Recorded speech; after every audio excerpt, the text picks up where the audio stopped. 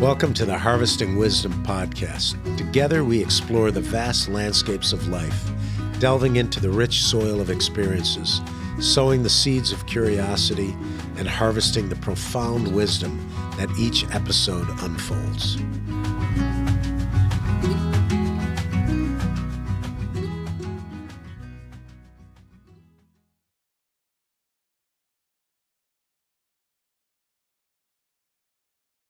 Welcome to Harvesting Wisdom, where education drives change and stewardship sustains it.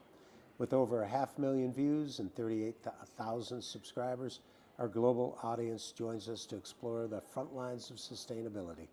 Today we journey into Mongolia's vast steppe, a landscape shaped by wind, movement, and memory.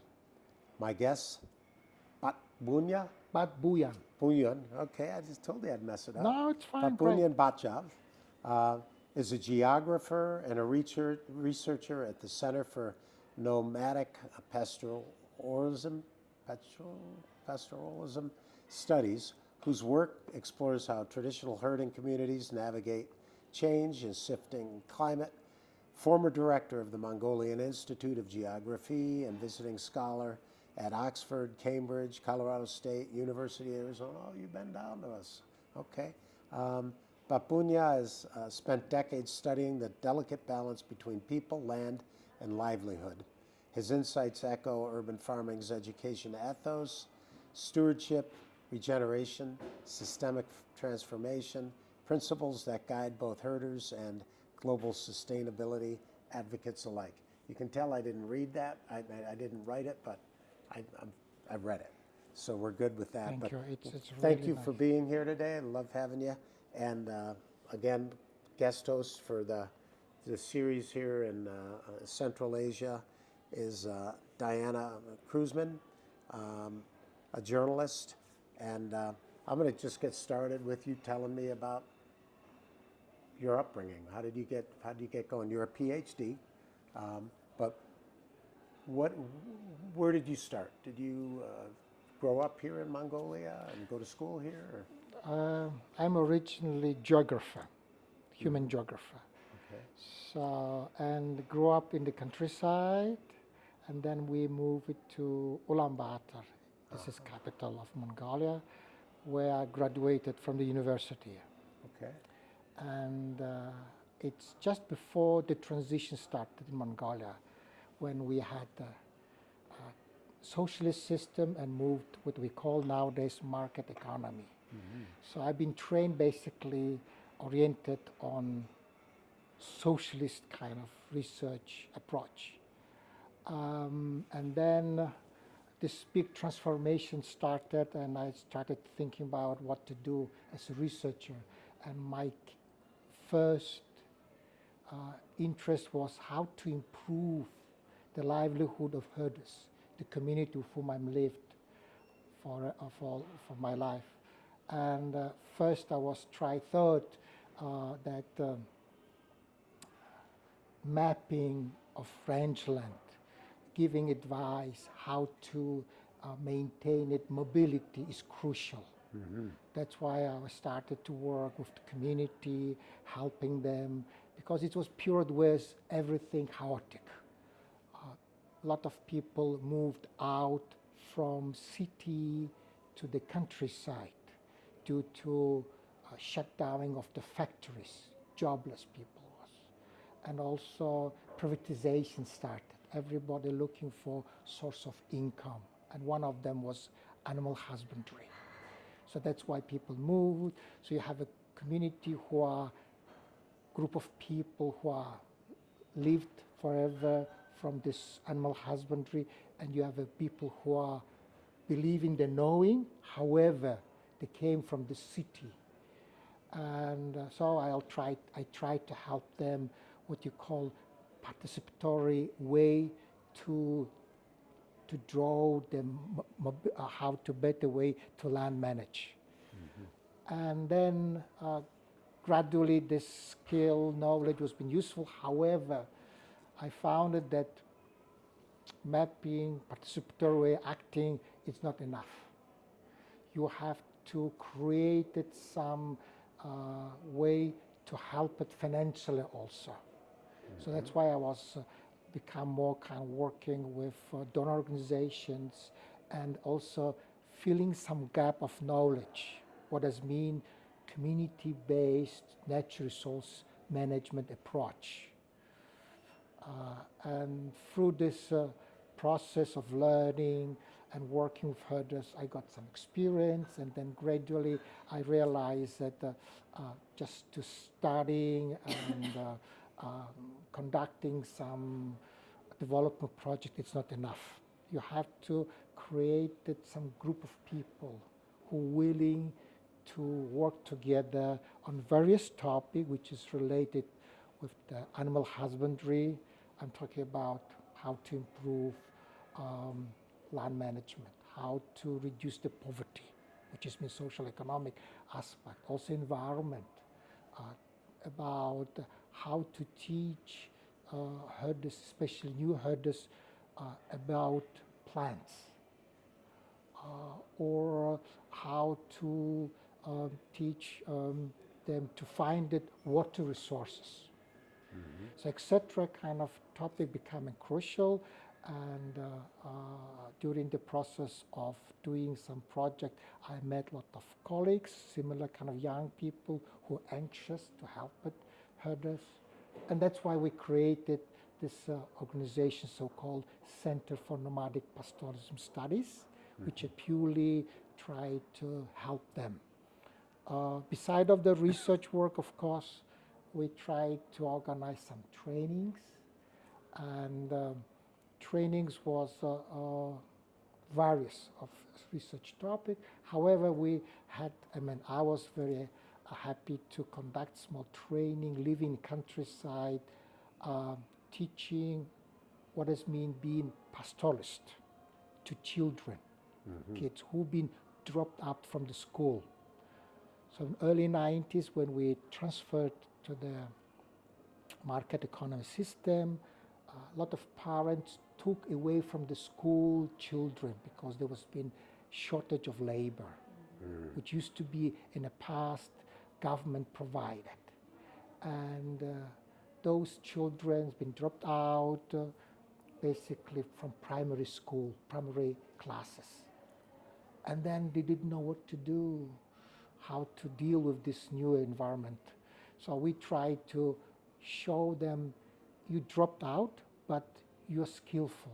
We will help you to fill the gaps, combining traditional knowledge gaining and with the modern school knowledge.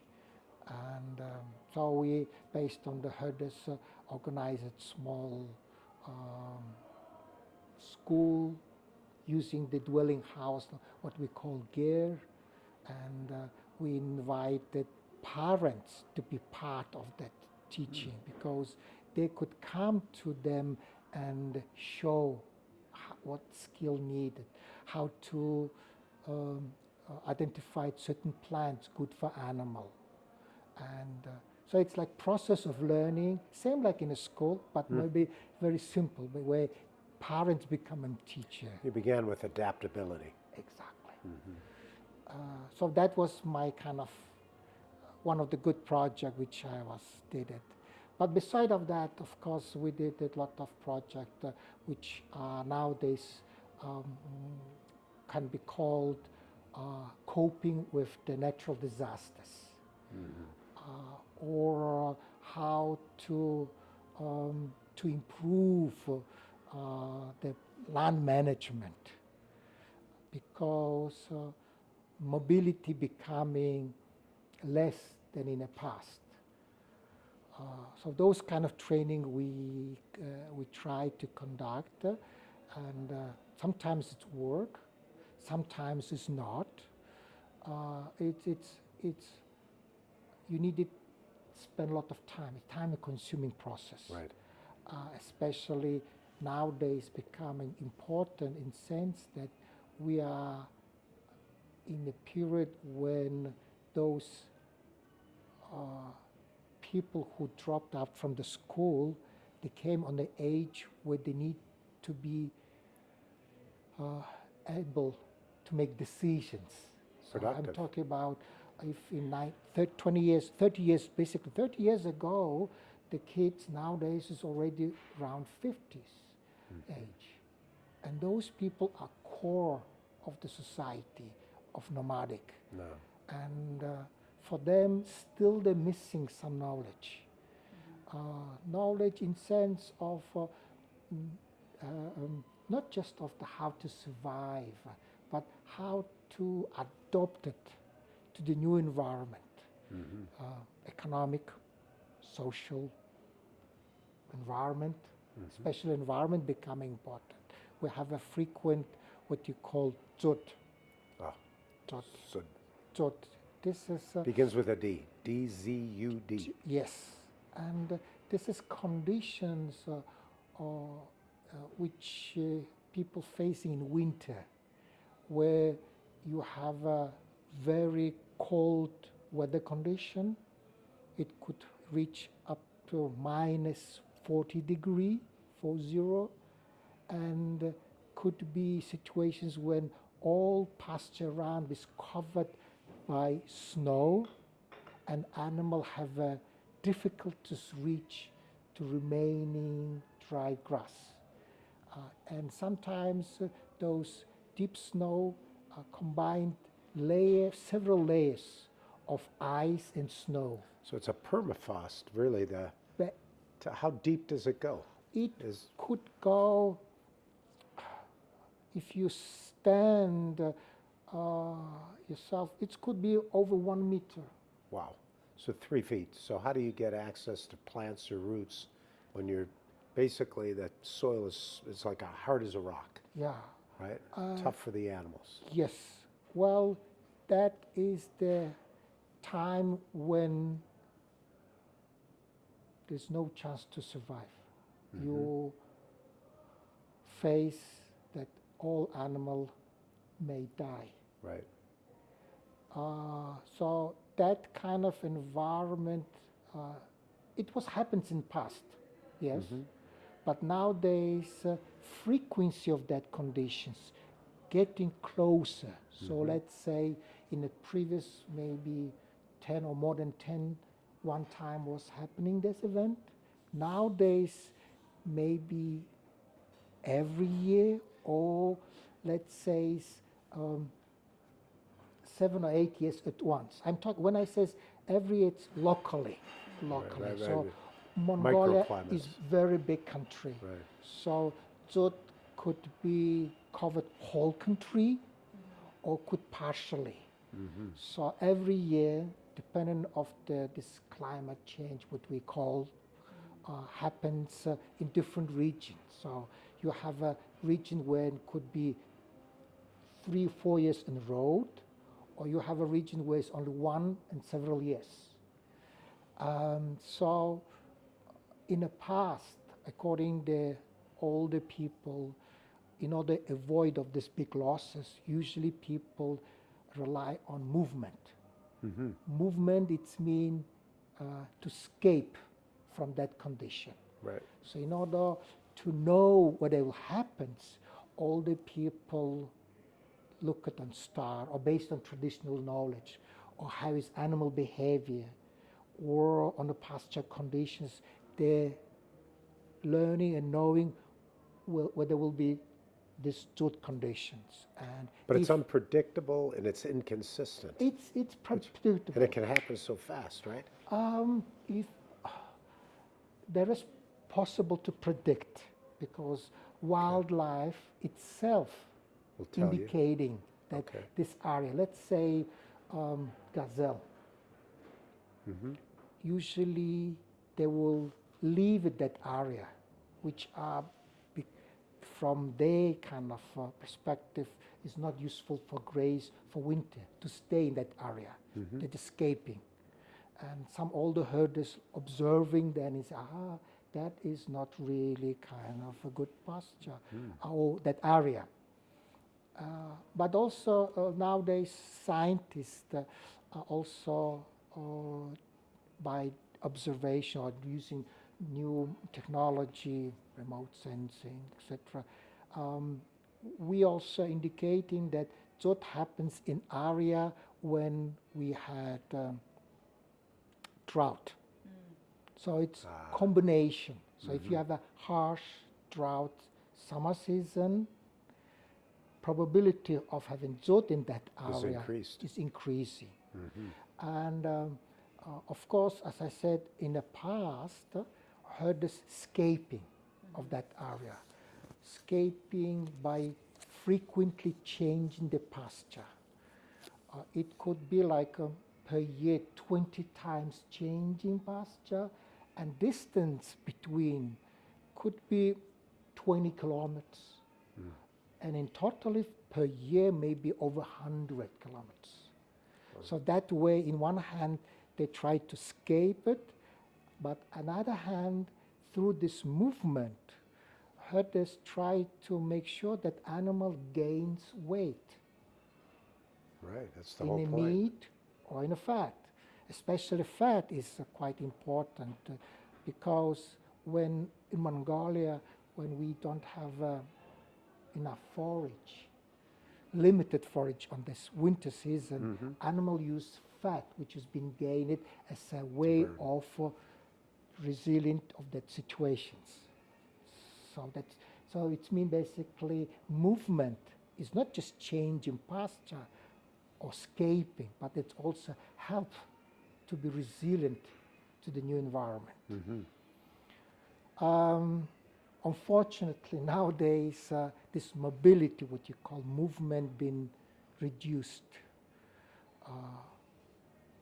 Reduced in sense that people have a more animal, more land has been occupied, and in order to make movement, you require essential investment in the lorry, benzene, petrol, etc., and labor cost, of course. So for single family to do that is quite difficult, especially when nowadays a lot of parents who went through this harsh time of market economy, they realize that I wanted to send my children to school to make sure they will have a better education. Right. So if you're sending school to the place, big cities, they themselves living alone, and there's no any more additional hand to help to moving around. Well, plus it's the way people have to eat, right? It has to feed the country. Yeah. So it's an important part, this agriculture. Oh, it's definitely, and nowadays everybody, especially countryside, do everything. What we usually call saying that women's, now how to say, if you enter to the gear, you become like housewife, cleaning everything. When you go out, you become as a man to do all this work in outside. So if you say you have a family, single household woman, she will do both She's got to do everything. Yeah. Or man, single household. When a wife is gone with children to the city to look after them during the period of school, he's becoming, he stays alone. So when he's get home, he do cooking everything, and he's go out and do his man's job. So there's pressure on gender for sure. It's very increased. And and also one of the big problems in Mongolia nowadays that herders having all type of animals, which is we have in Mongolia 5 types animal: camel, horse, cattle, sheep, and goat. And one household have to look after all of them. And those animals not stay in one place. They each have their own Each have own space, own needs. preference. Right. They are eating different grasses. So you have to look at after each one. And the number is huge. You have, in average, one household could have from 200 to 500 sheep and goat. We call small animal. Right. And then you have a big animal, which is cattle and horse. Cattle could be range up to 20. Right. And you have a horse, similar number. And then you have a camel as well, especially in the Gobi region, because for movement around, the camel is most useful animal for right. transportation and also for herding. Horse is also for transportation, right. both. Cattle is for meat and milk, so you have to also milk. And goat is also milk. So all those animals need to have a special care. Right. And one person's, it's quite hard to do that. Right. That's why movement been reduced. Nowadays, you have situations when herders staying in one place, maybe moving not too far, but around in one place and spending maybe 2 seasons.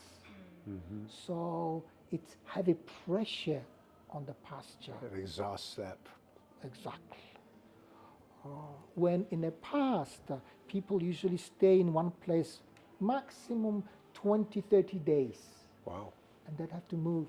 And movement, it's not just only like gaining pasture and helping for the animal to gain weight, but also it's strategy through which in the past herders tried to preserve, so not overuse this land. Right. I'm using, and then they see, oh, that's enough, we'll move it to another pasture, and another. And behind the living pasture of knowing that when I will need it, will come back. And he need to secure it, that area, that make sure that it's growing, regrowing. So something that seems so simple, staying in one place, working with a handful of animals, you just mentioned more and more and more levels of complexity, right? So it starts with 5 animals. So now you have to be an expert for 5 animals. In the past, were there typically herders keeping that many animals, or did they keep usually only 1 or 2 species? That's a good question. In the past, before this market economy, we had what you call collective farming system, Right. where the people would be organized in the groups, in what you call brigade, where each member looked after certain species, even age of animals. So let's say one herdsman had only specialized on sheep, other one for goat, other one for horse. Within each type animal, also by age. So let's you have persons who specialized on a new baby animal, and he knows how to handle it. So you have another herdsman who specializes only breeding sheep, female. So another one of males. So that was very narrowed down. Before that, That's the question. 75 years before that. yeah, Right? before that there was a system similar kind of where the owner of the animal was one lord. So he hired expert herders and giving directions how to handle it. Those group of experts, by traveling around of the place, will know for which animal which pasture is good. Yeah, so you're a geographer. That's a big space out there. We just visited. It's huge. I noticed plant variety changes throughout the time I was there. When we got into canyons, larger plants, more diversity of plants, so the feedstock changed.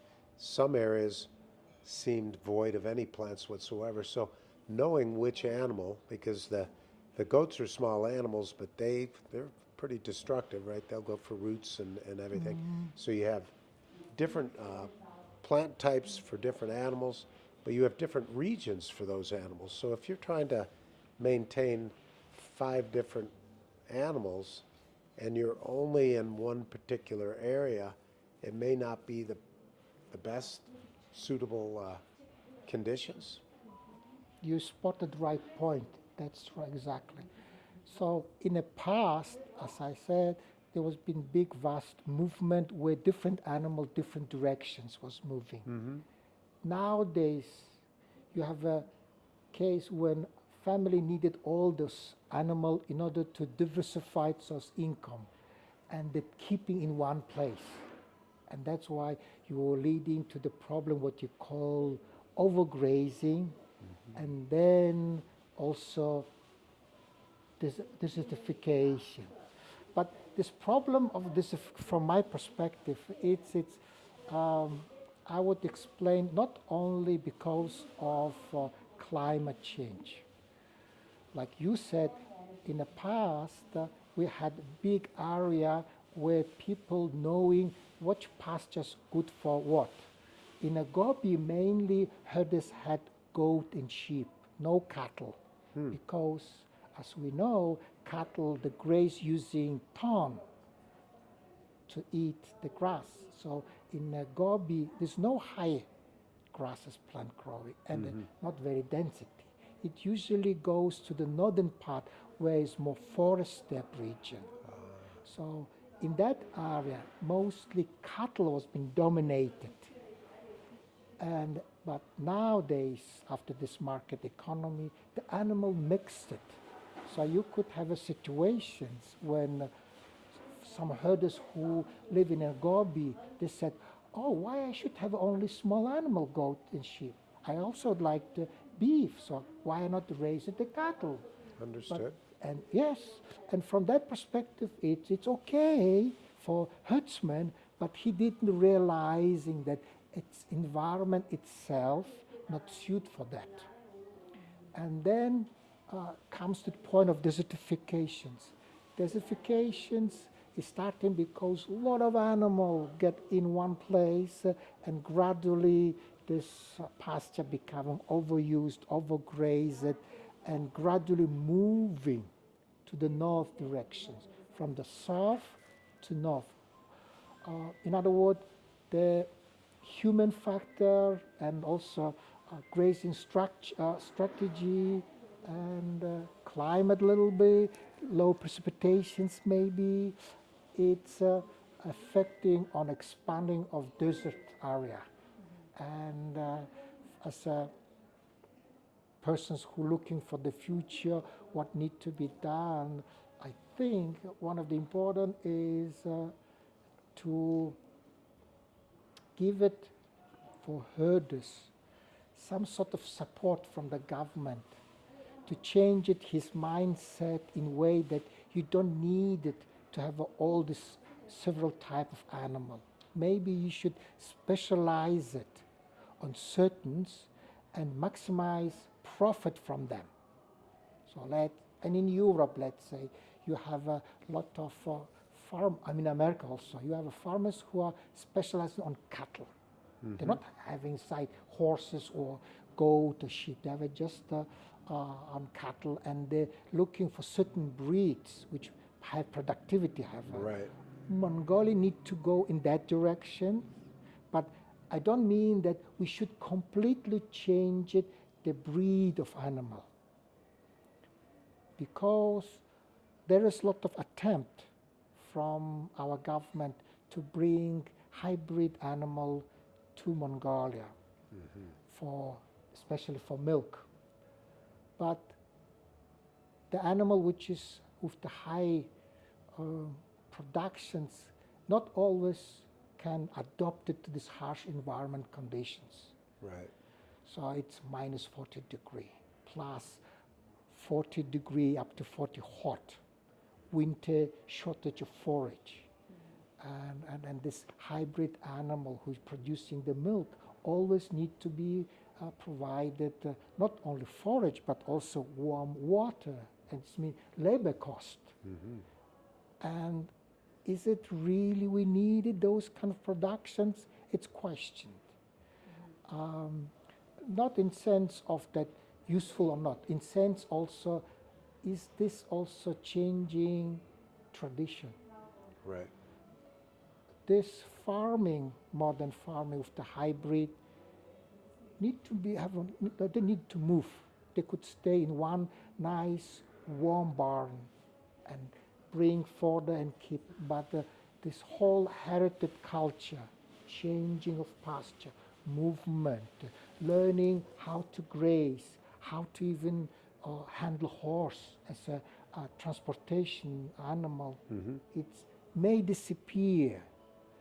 Therefore, as a person who long time deal, I'm not against, but it's need to be. But we have to think about how to improve this breed, selections of breed who will same times resistant to this environment and also provided some product which will help herders to support their livelihood.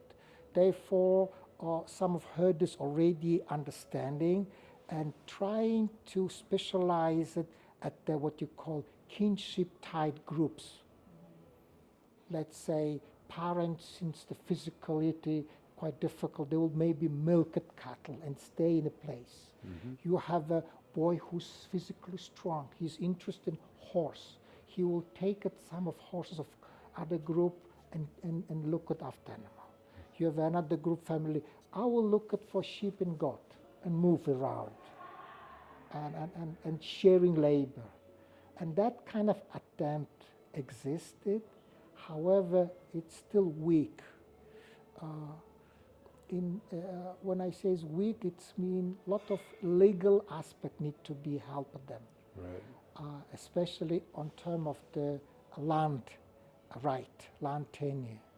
Land is in Mongolia, it's public.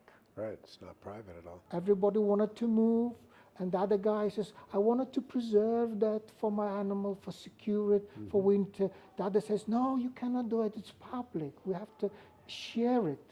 And that other guys, that's true, because he understands if I will not share it, there may be situations then I will be in situations that needed pasture and other persons could reject it because in the past you rejected to give me access to the land. So it's what you call reciprocity kind of approach existed in Mongolia. Right. And so it's one hand tradition, on the other hand new demand, how to combine it. Right. Or how to govern those commons. Right? Exactly, govern.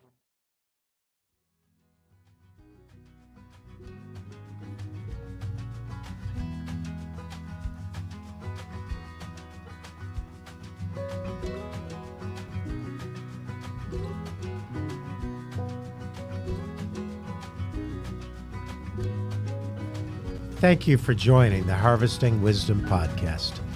Click subscribe and like for ongoing insightful conversations. Explore our webpage for show notes and additional resources. Visit our guests' webpage for deeper insights. Your engagement is the foundation of our journey, and until next time, keep pursuing wisdom.